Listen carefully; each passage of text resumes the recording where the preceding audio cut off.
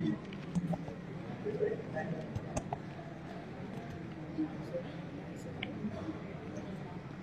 တော်ရှင်သူမြတ်ကြီးဖေဟာ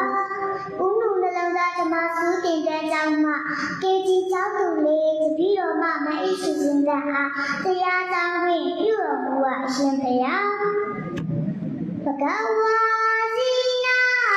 ဝါဂီတာဘာသာယကာယဝနိယဣမလောကမူပါကာတိတေတောတေတေကျုမုတ်တိယဝါဂီတာသဂယပြပမသောနာမချုံးမြဘလို့ရအောင်ဆိုသမျှစကားတရားဖြစ်စေခွဲဝေချင်းစာဝါစာစိတ်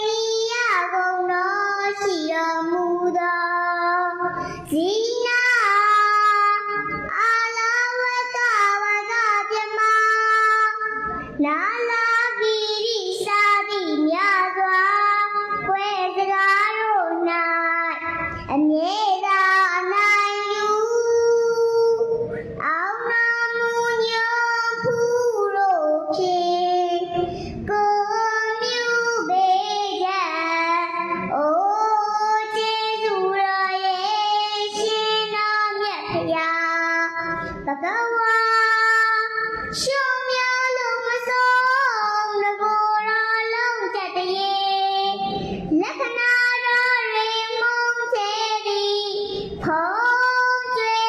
ထိုးထားရှင်တော်မြတ်ဖရာသည်ဝါဂီတဝါဂီတောစကားဝကြအကွက်လှအောင်မဟာညွန်ကြစကားနိုင်နေပြိုင်မကင်းတော်မူသည်ဖြစ်၍တာယဝနိယချို